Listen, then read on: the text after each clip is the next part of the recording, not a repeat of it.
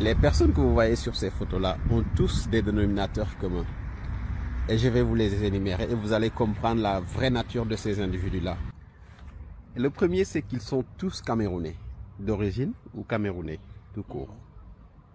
Le deuxième dénominateur commun, c'est qu'ils ne vivent pas chez eux, ils ne résident pas au Cameroun. Le troisième dénominateur commun, c'est que voilà des gens qui connaissent l'histoire de tous les pays, mais qui ignorent leur propre histoire, ou bien qui font exprès d'ignorer leur propre histoire, l'histoire de leur propre pays. Il y a un autre élément qui les unit, c'est que voilà des gens qui savent exactement ce qu'il faut pour développer les autres pays et ce que les autres pays doivent faire pour se développer, mais ils ignorent complètement ce qu'il faut pour développer leur propre pays. Et l'autre élément le plus important, c'est qu'ils connaissent les crimes organisés dans tous les pays, ou les crimes qui ont été commis dans tous les pays, sauf les crimes de leur propre pays. Oui. Voilà des gens aussi qui savent que dans tous les pays, il faut une démocratie stable. Mais ils ne savent pas que chez eux aussi, il faut une démocratie stable.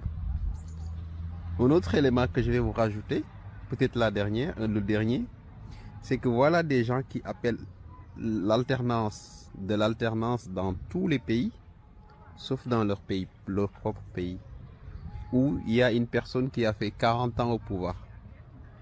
Certains même étaient à l'école primaire quand le mec prenait le pouvoir. Mais ils ne le voient pas. Ils ne savent pas qu'il est là-bas. Tout ce qu'ils savent, c'est que dans les autres pays, il y a des problèmes.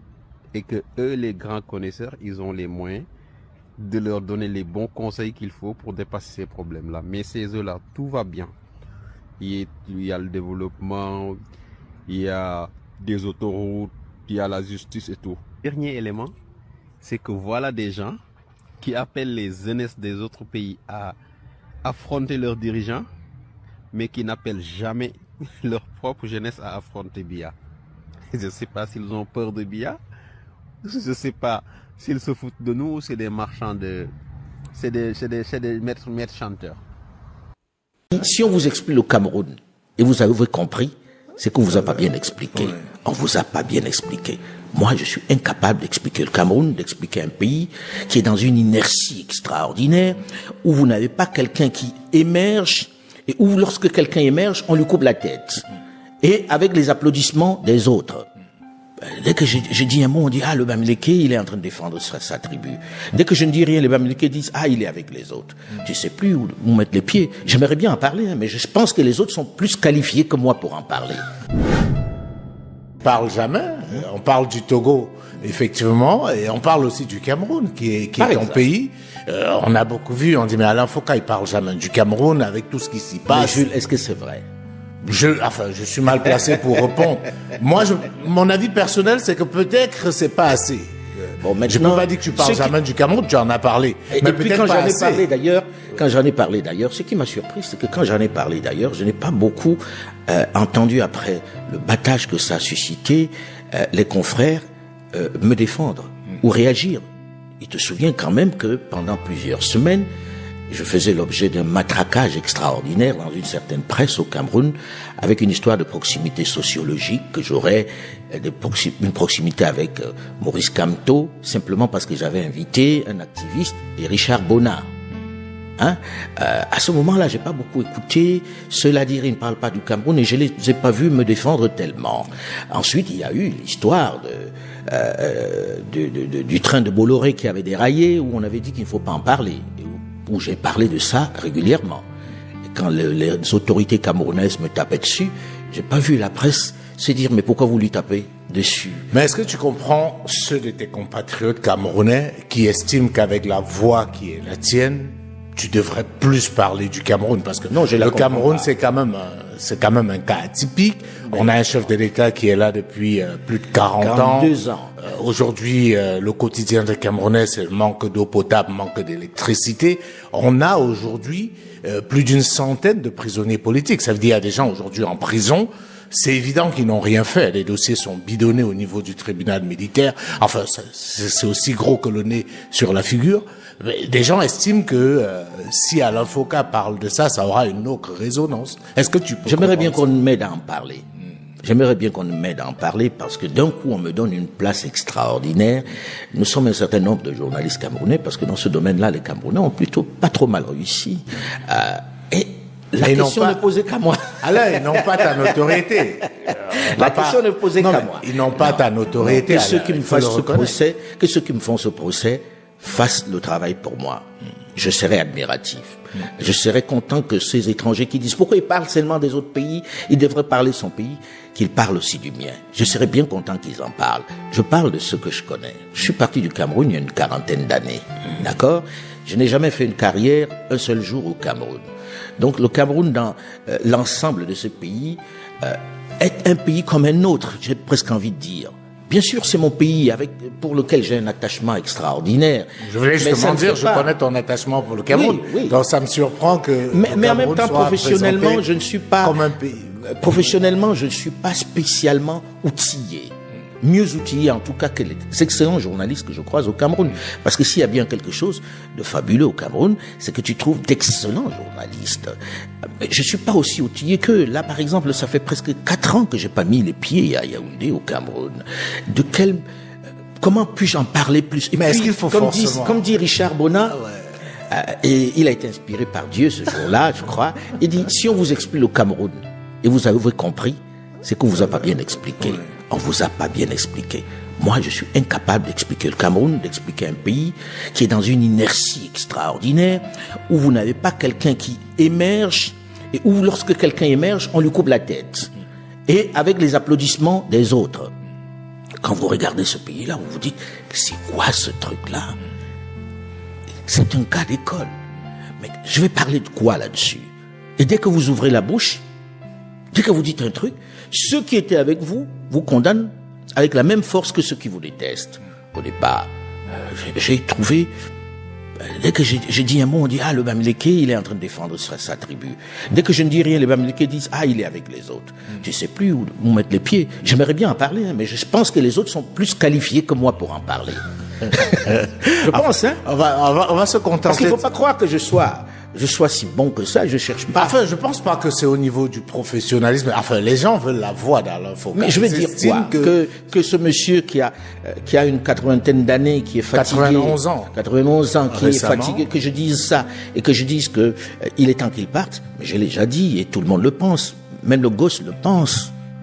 Donc je n'invente rien quand je dis ça. Mais une fois que j'ai dit ça, on fait quoi? C'est moi qui vais aller là-bas faire ça ou pas? Tout le monde le pense, et je pense que aujourd'hui tout le monde sait qu'on arrive au bout d'un cycle. C'est la vie qui est comme ça. Ce monsieur, il a passé 42 ans, l'âge passe, comme moi je suis passé par d'autres étapes que je ne recommencerai pas, je ne retournerai pas sur le terrain pour couvrir des guerres, etc. À un moment donné, il faut que ce pays-là change. Mais si on veut chercher des boucs émissaires, alors, je suis un bouc émissaire peut-être qui ne parle pas assez de mon pays, qui ne dénonce pas assez, mais on dénonce des choses quand on les voit pas quelquefois. Mais là, c'est comme le nez au milieu du visage, comme vous le dites.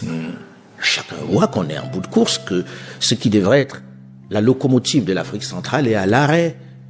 Je ne fais un procès à personne où je n'invente rien. Tout le monde l'a dit dans toutes les langues.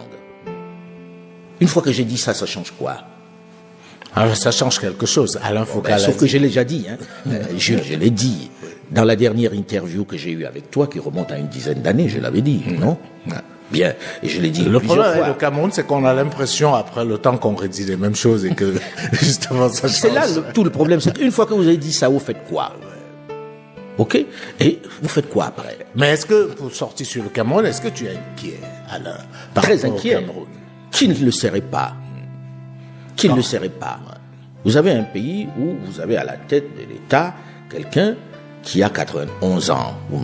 Tu me rappelais que ça fait 91 ans. Il a 91 ans. À 91 ans, pour paraphraser le président Alassane Dramane Ouattara, à 91 ans, on ne peut plus faire ce qu'on faisait à 80 ans, on ne peut plus faire ce qu'on faisait à 70 ans, etc. Donc, c'est pas lui faire insulte que de dire qu'on arrive. Mais certains vous disent qu'il est comme du bon vin, c'est-à-dire se bonifier avec l'âge. Ça va. Et on vous prend aussi l'exemple du président des États-Unis, le président Biden qui dirige la première puissance du monde. Il n'a pas l'âge du président Biya. Oui, mais il est assez on commence âgé. déjà à se poser la question de savoir s'il pourra suivre le prochain mandat. C'est pas moi qui le dis, hein, tu écoutes ça sur les médias. Ce pays, il fait peur. Tu te dis, qu'est-ce qui va se passer après? Attends, on dit que je ne parle pas, mais sur Zogo, le journaliste qui a été assassiné, combien d'émissions j'ai pu faire sur Zogo? Alors qu'on avait dit à la presse locale de ne pas en parler, moi je continuais d'en parler. Sur la guerre dans le Nozo, en venant ici, je regardais à peu près combien d'émissions j'ai pu faire sur la guerre dans la zone anglophone. J'en ai fait 7. 7, je mets au défi des confrères sur place qui aient fait autant d'émissions sur la crise anglophone. Lorsqu'on dit que je n'en parle pas, c'est juste que les gens veulent que je parle de ça tous les jours. La crise anglophone, j'en ai parlé.